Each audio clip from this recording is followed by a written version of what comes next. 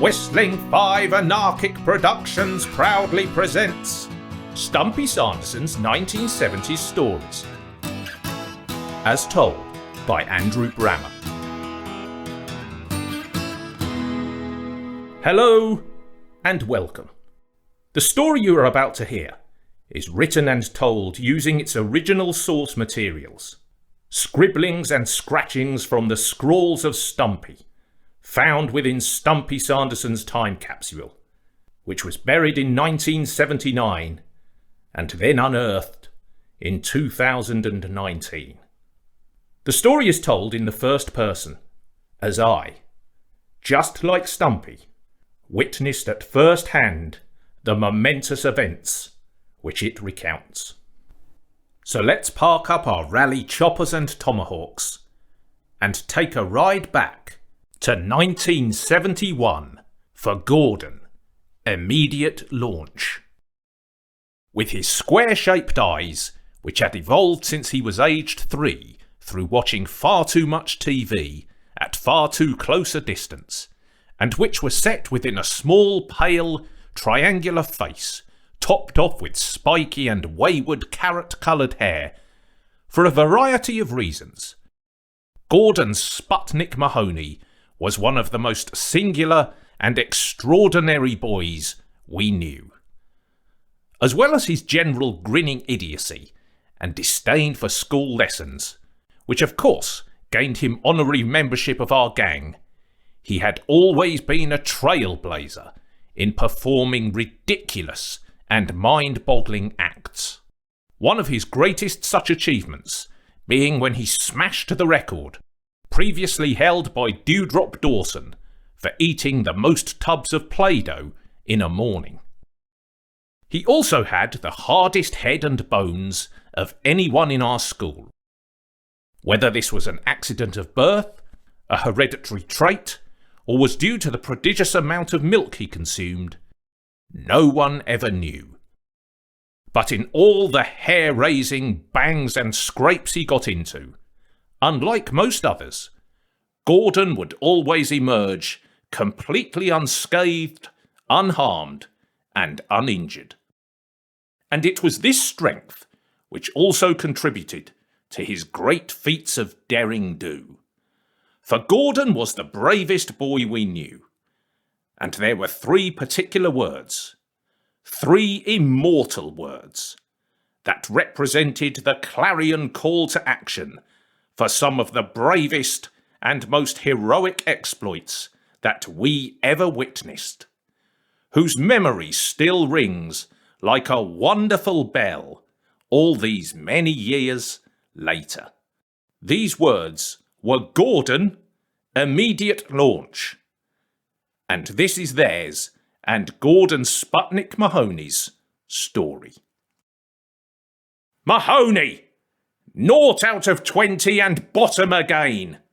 Pathetic lad.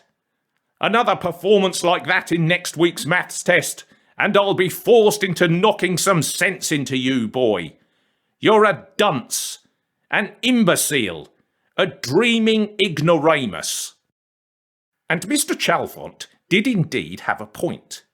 For as well as being a true prince of idiocy, Gordon was a dreamer to boot. And this was caused by his addiction to television and his obsession with one TV series in particular, Gerry Anderson's UFO, a live-action drama all about a secret defence agency called Shadow, whose job was to defend Earth against alien invaders and the evil UFOs. Ever since he had seen this series, when it launched in 1970, Gordon had become truly fixated, not only with the characters, but with all the amazing vehicles, particularly the Shadow Interceptors, which were launched from their moon base on the command Interceptors, immediate launch, and which were Earth's first line of defence in knocking out the alien invaders. Indeed, Gordon's obsession became so great that on one occasion his parents were called up the school as he had refused to take any orders or instructions from any teachers, insisting that he would only obey commands and orders from either Commander Ed Straker or Lieutenant Gay Ellis. And it was Gordon's obsession with these shadow interceptors and wanting to be an interceptor pilot that led to his greatest feats of bravery and daring-do. For, from this obsession, and some months previously, Gordon had developed what became known as the lightning mat. This was a very strange oblong piece of shining and gleaming thin metal sheet, about 2 feet by 18 inches, and only 1/4 of an inch thick, that he found when we were once messing about up one of the local scrapyards. He had taken this sheet home, spent many hours conscientiously polishing and shining it up, got a trustworthy older cousin, who was a dab hand at metalwork, to add a couple of small metal handles to the side and 2 greased triple roller mechanisms to the underneath, and then, for its maiden launch, Gordon had taken it to the top of a slide in the local park and lain flat on the lightning mat, hands clutching the handles, small body pressed into this strange steel invention. Stumpy had then shouted, "Gordon, immediate launch!" I was swishing down the flag we had purloined from the school's PE supplies, and Gordon had hammered down the slide at extraordinary speed, flying off the end and travelling a tremendous distance before bouncing to a halt on the soft grass. Within days, Gordon then undertook similar and repeated missions on any slope that he could find. Down the chalk slopes up Blows Downs, down the slides at Kingsbury and Hadrian Rex. Over a comparatively short period, he developed and honed his technique so proficiently that he would shoot down the slide or hill like a bullet, the speed and momentum which he generated on the lightning mat causing him to soar or skim through the air as he reached the hill or slide's bottom, shooting off the end of slides or slopes at such a pace, travelling such great distances, that a group of us took to measuring how far he was flying through the air. In no time at all, this became a great spectator attraction, and what had started with just a few of us in attendance rapidly grew to an event for large and swirling crowds, who would gather to witness Gordon's latest exploits and see just how far and high he could fly through the air before landing and bringing to earth the lightning mat. Time and time again, both distance and height records were smashed, and even on those rare occasions when he travelled such height and distance that he lost control of the lightning mat and crashed or hurtled into the earth, be it grass, tarmac, or concrete, he would, due to his highly unbreakable head and bones, always emerge unscathed, 2 small arms raised above his triangular head, hands clasped in triumph. In no time at all, a substantial ground and support crew was set up to assist Gordon, for it was important that he was left purely to concentrate on his daredevil stunts. Consequently, a team containing such functionaries as medics, mechanics, caterers, program vendors, security staff, and others was set up, and Stumpy and I were proudly appointed by Gordon as his most trusted wingmen, morale-boosting colleagues with whom he could relax and confide in before his slides into the unknown. In just a matter of months, Gordon had conquered every chalk slope up the downs, and with people now growing restless, with just watching him repeatedly shoot off the slides at our local wrecks and already vanquished hills, Gordon's field of operation began to expand, and a network of trusty scouts was thus put in place who duly fanned out all across Dunstable, reporting back on any park or wreck that had a slide. Gordon would then duly make the journey to that part of town, great flocks of admirers in his wake, where he would then shoot down and off the slide, hurtle the great distance through the air, and land on the ground, stunning the locals from those parks. In no time at all, Dunstable had been conquered. But after all this he had achieved, this meant there was nothing really left for Gordon to conquer. And for some weeks, things had gone all quiet on the lightning mat front.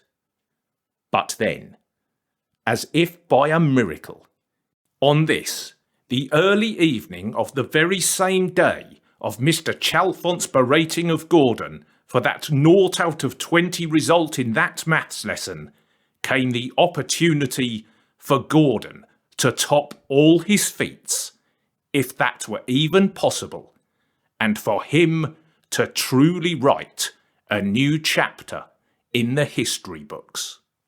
For this was when 2 urchin scouts had breathlessly reported back to us while we were messing around at the foot of Blows Downs. "There's a huge rubble chute!" "What?" Stumpy, Gordon and I exclaimed. "A huge rubble chute, where they're knocking down one of the factories back there." "How big?" 100 foot. It's amazing." "Show us," we demanded, and followed them back along the foot of the downs, hopping across the railway line that carried the Blue Circle cement trains. There, behind a huge wire-meshed fence, we saw the source of their excitement. For there indeed, standing at what had to be at least a height of 100 foot on the side of one of the disused factories that had been earmarked for either pulling down or reconstruction, from the roof of the building nearly to the ground, was the amazing sight of a huge and heavy-duty steel rubble chute. Now, a rubble chute is and was used to remove rubble and demolition materials and other waste materials safely from buildings. The rubble and waste material being dropped into the top and then sliding all the way down and out of the large tube at the end into a skip or receptacle. This particular chute was made up of a chain of linked heavy-duty cylindrical steel tubes, each fitted seamlessly into the top of the one below and all held together by a series of thick metal chains. The chute hung down from the top of the old brick factory, forming a huge long construction and hanging down the full side of the tall building. The bottom end was then placed at an angle over a huge skip, about a quarter of which was already filled with bricks and rubble. The shining silver chute looked like some great clanking monster, a dormant steel caterpillar. These being the days long before health and safety, we also saw a huge ladder had been left against the wall by the demolition people. As we stood in awe, looking at this astounding sight, Stumpy and I looked at Gordon, and his square eyes bulging and great grin appearing across his face told us exactly what he was thinking, confirmed when he looked at us both and said, "I launch on Saturday."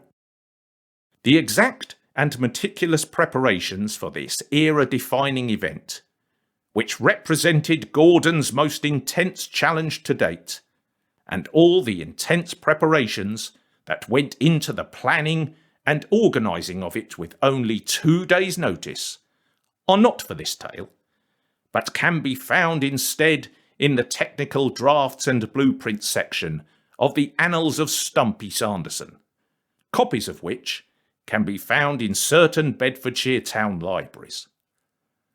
Suffice to say, Gordon's usual backroom staff prepared perfectly for the event, access to the site having been sorted by a trusty gang of older boys who had made a huge hole in the wire-meshed fence for us.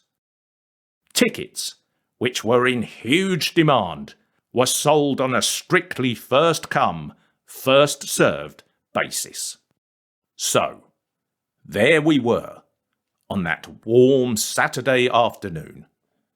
A huge crowd having gathered, with many swigging on bottles and cans of Cresta, a fair few sporting "I watched Gordon launch" button badges, Gorper Alsop and Smiler Morton jointly manning a hot dog and candy floss stall, and Puffer Patterson running a book and taking a multitude of bets on how far Gordon would travel when he shot out of the rubble chute.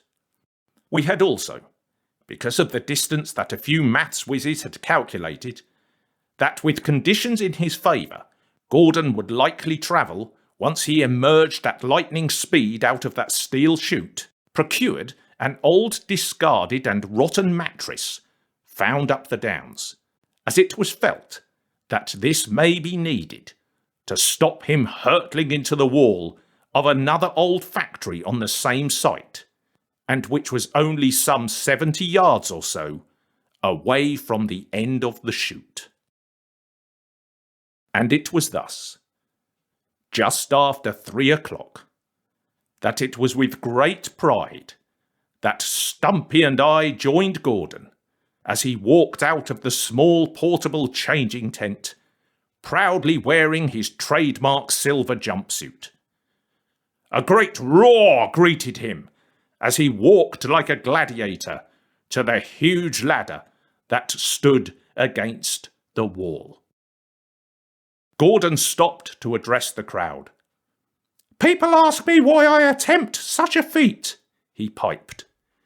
"And I say the same as George Lee Mallory when asked why he wanted to conquer Everest. Because it's there." Great and resounding cheers filled the air. Some had tears in their eyes. And as Gordon turned and headed towards his destiny, at the foot of the huge ladder, Stumpy and I solemnly handed him the freshly oiled and greased lightning mat, saluting him as he started his ascent. "There goes the bravest boy we've ever known," said Stumpy. And I had to agree. We then stepped back to join the crowd to get a better view, and craning our necks, hands shielding our eyes from the hot sun, breathing in the mouth-watering aromas from the hot dog and candy floss stall, we all then saw Gordon finally reach the top of the building, climb off the ladder, and then disappear momentarily from view. After long moments, he emerged again, put the lightning mat on the floor, and then with both arms gave a huge Nixon-like wave. Another huge roar of approval greeted this, followed by an even louder one, as Gordon saluted us, and then stood to attention, waiting for his cue. An awed hush descended, as one of Gorper Alsop's older sisters, whose voice most closely resembled that of Lieutenant Ellis from UFO, stepped forward, and in the warm breeze raised the slightly fluttering green flag, put a loud hailer to her mouth, and solemnly declared, "Gordon, immediate launch," lowering the flag with a huge swish. Gordon duly and solemnly picked up his lightning mat, again disappearing from view as he moved out into position at the huge mouth of the rubble chute. Filled with expectation, we all now waited. What we saw next was astonishing to behold. In no time at all, Gordon shot out of that tube like a carrot-topped projectile, travelling at phenomenal pace, so fast we barely saw his square-eyed form hurtle past. We had never seen speed like it. He shot and soared straight over the skip, travelling what must have been a good 30 yards at a height of at least 10 feet. The lightning mat had done its job. Never had such a gleaming customised tray with bespoke roller mechanisms generated speed so fast. "He's smashing it!" we shouted, for yes, this was by far the furthest Gordon had ever travelled. And then, as the lightning mat began to lose height, it hit the hard ground, bouncing like a dam buster's bouncing bomb, up again, and then bouncing, this process continuing for another 15 yards, 20 yards, 25, getting nearer and nearer to the mattress. The 4 sturdy older boys were holding it steady. As he showed no signs of slowing up, Gordon was going to hit it at phenomenal speed, faster and faster, nearer and nearer, and then with an enormous great thud, he hit the mattress, travelling straight into its sagging and rotten form. However, a combination of the velocity with which Gordon hit that rancid mattress on his lightning mat and the rottenness of it was simply not enough to stop him. And as he whacked into it with that huge thud, instead of stopping him in a cushioned manner, Gordon went straight through it, was projected forward head first from the now skew-whiff form of the lightning mat, and shot like a small ground-to-air missile straight into the wall of the other old factory on the site. After first being stunned into silence and inaction, a terrible sound of groans and gasps and cries of horror was emitted from the crowd. Then we began running forward, dread and terror filling our thoughts. Surely no one could survive a crash of such speed and impact like that.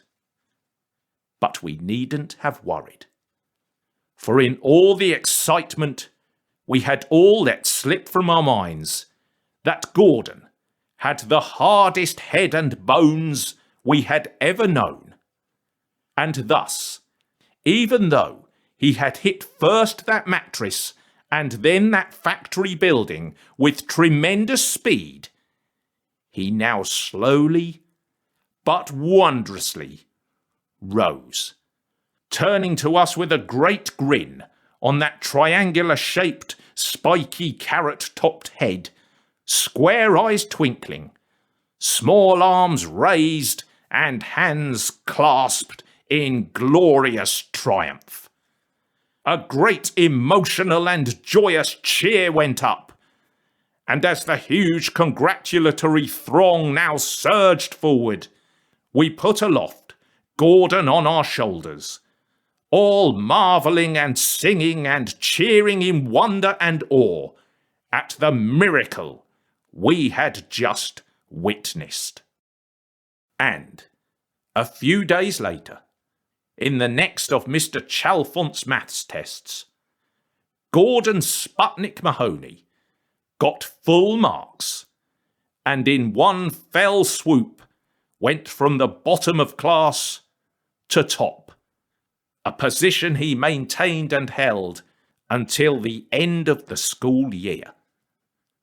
To say Mr. Chalfont was impressed, but also incredulous, at this sudden turn of form was an understatement, and he mistakenly believed that his constant berating, threats, and warnings had done their job. But we, those of us in the know, all marvellously and wondrously realised that Gordon's collision with that mattress and wall, on that glorious Saturday afternoon had finally knocked some sense into him.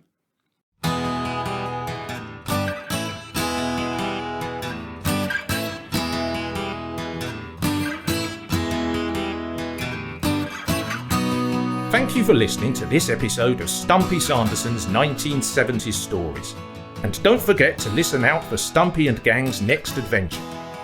For further information on all things Stumpy Sanderson, please visit www.stumpysanderson.co.uk. And you can also check out the Stumpy Sanderson's 1970s Stories YouTube channel. But before we saddle up again on our rally choppers and tomahawks, let's take a listen to the strange little song that was specially written by Stumpy to accompany this podcast's tale. This song is performed for us now by Stumpy Sanderson's 1970s acoustic archive. Let's rock!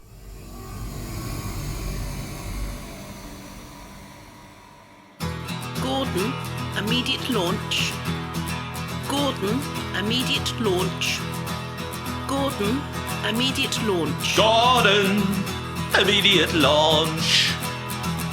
Gordon, immediate launch. Fly high in your Interceptor, fly so high they'll never get you. Gordon, immediate launch. Active duty up on Moonbase, commanded by Lieutenant Ellis. Gordon, immediate launch. Gordon, immediate launch. Orders from Commander Straker, Colonel Freeman and Colonel Foster. Gordon, immediate launch. Gordon, immediate launch. Gordon, immediate launch. Gordon, immediate launch. They need you here, back on Earth. A Shadow Mobiles, conduct a forest search. Colonel Lake directs operations, all personnel to action stations. Gordon, immediate launch. Gordon, immediate launch. Gordon, immediate launch. Immediate launch. Your lightning mat is a magic carpet, makes you fly like Captain Carlin. Gordon, immediate launch. Immediate launch. Protecting Earth from invasion, guarding Shadow and all the nations. Gordon, immediate launch. Immediate launch. Gordon, immediate launch. Gordon, immediate launch. UFO. UFO. UFO.